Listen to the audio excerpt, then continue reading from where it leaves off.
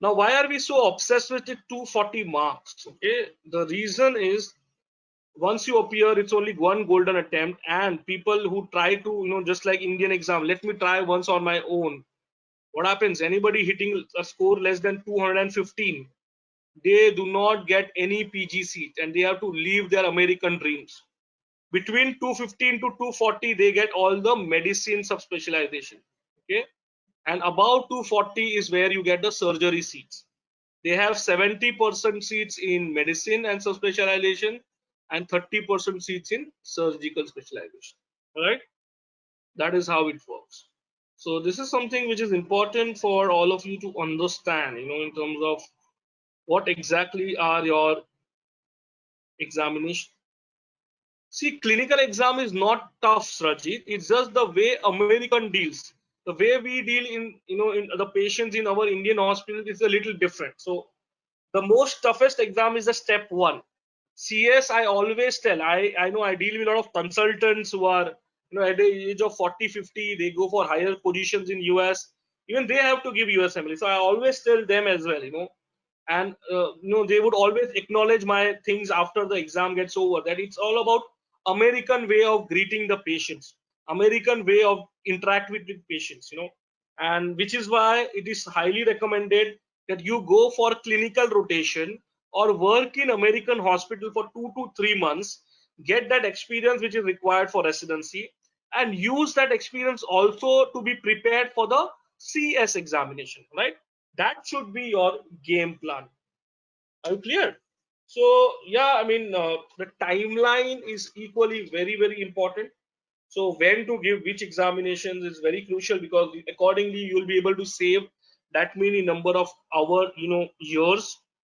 So typically, what is the normal procedure? So typically, a student prepares for step one and appears in the third year, CKCS in the internship year, and once he is a graduate, he is ECFMG certified, he is ready to apply.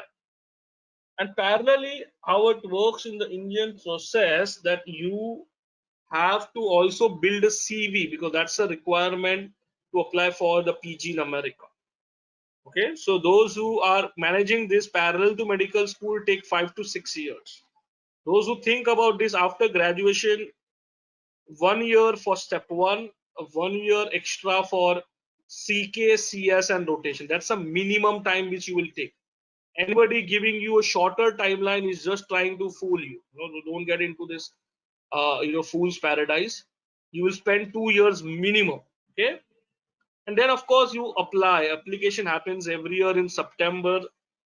It's an online application. You can apply to as many hospitals as you want, but to one particular specialization. Then November to January, you appear interviews. February is when you submit your preference order. March is when the results are out, and July onwards your PG starts. So as you can see in this process, it's a 1 year of application and getting admission after graduation minimum. And for graduates, it is 1 plus 1 plus 2, total 3 years after graduation when your PG starts in America. Now somebody was asking about a visa. Okay, so what is the visa I need to be worried about? The only visa I need to be worried about is a B1, B2 visa. That is the tourist visa, which is required to give the CS exam, clinical rotation, and my interview. That's it. Once you have this visa, it's a 10-year visa and everything is sorted.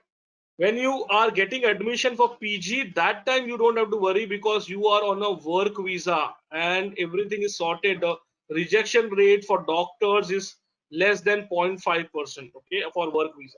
Probably in core, I have already mentioned this, that if you are an intern, you need to start preparing for the USMLE exam first, step one. Based on your step one preparation, you can move ahead in terms of your process.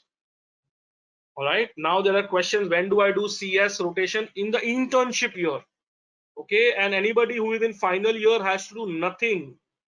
Just stay tight and prepare for your MBBS examinations. All right, do not think about USMLE during your final years. There are a lot of people who try to fool. They recommend that you can do your CK exam and all, but let me tell you my experience of so many years. Practically final year and anything else is next to impossible. So do not think about anything else in the final year. Just focus on your MBBS degree. Once you start your internship, come to us, we can help. Okay, so somebody is asking about clinical rotation. First of all, first step to give is step one. Why am I saying that? Because if you don't appear step one, during internship year, there are very expensive rotations. You know, universities like Harvard charge you $5,000, $6,000, $5,000. That's a lot of money. Okay, but if you have given your step one exam, and that is what we recommend our students, the first choice, although we also help with rotations, we do not recommend considering our option as the first option, because we are thinking from the student's interest. I hear certain people in their webinar where they say, come to us and we give you rotations tomorrow. No, it is not about money, it's about making students career.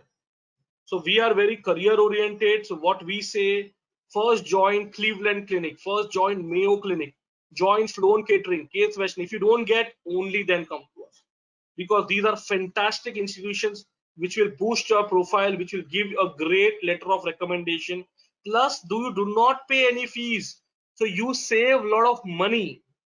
The only requirement they want is that you should appear your step one examination, and which is why we always say think about preparing for step one early in your career. So ideal time is to prepare from first year, appear in third year, right? Great. So on this website, you will get a lot of information about exam. Those who want a free mock test, they can go about and appear the mock test as well, and you can clarify a lot of questions which you guys have in the entire discussion. All right.